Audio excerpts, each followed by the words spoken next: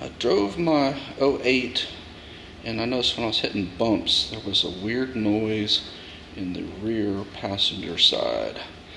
So I took the tire off, jacked it up, and slid under there, and lo and behold, this little rubber bushing or isolator or whatever you want to call it was just slightly slid out of place to where, and the noise I was hearing sounded kind of like a spring being strummed, almost like a guitar.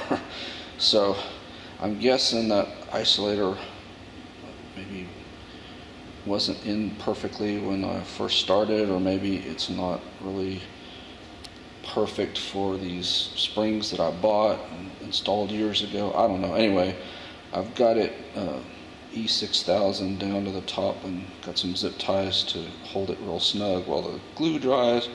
I'll come back tomorrow, put it in, and obviously make sure that that isolator is between the car and the spring as it's supposed to be, kind of like that. I did heat it up with the heat gun, try to get it back into shape, because I mean it was mangled pretty badly. So anyway, there was my noise, and hopefully I've found it and fixed it. It is the next day, and you see the isolator, insulator, bushing, whatever you want to call it, is now glued down, so hopefully it will stay.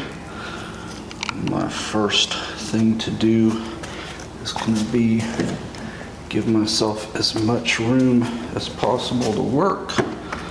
So I am using a spreader on here and just trying to push down on this axle as far as I can get it without damaging the car up here, which it doesn't seem to do.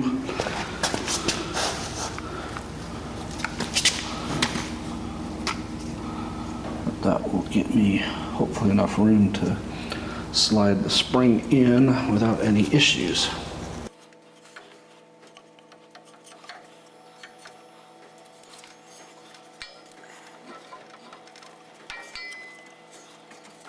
Okay, I have it lined up on the top.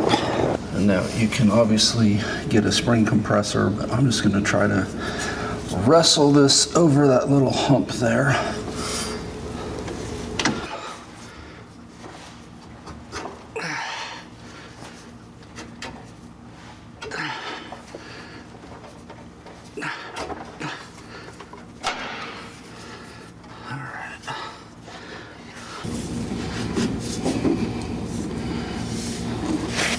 I will slowly,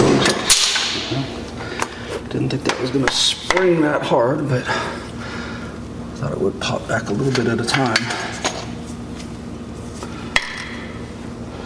So now the spring is in, and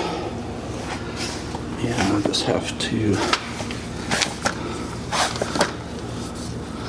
put the jack under here and raise that up till it lines up, put the bolts back in.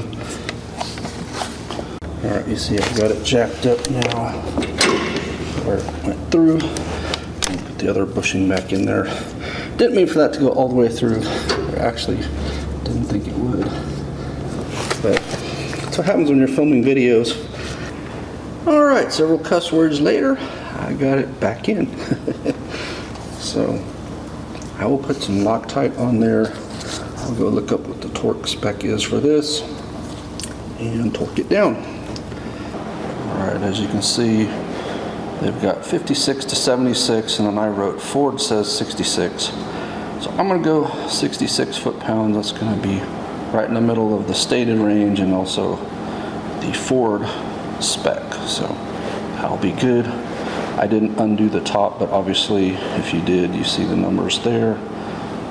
Ford says 33 for the top, but you see the ranges listed there for other years. This is an 08, just for your info. I know some of you are going to ask how I got that through there, and it's with the magic of a Phillips screwdriver through there and trying to basically wedge it until it goes about that far into the shock, and then it lines up. Of course, you can tap once you have the screwdriver through. And you can also use a flat or a pry bar here or under here, basically to pry this into position. Like I said, it was quite the wrestling match.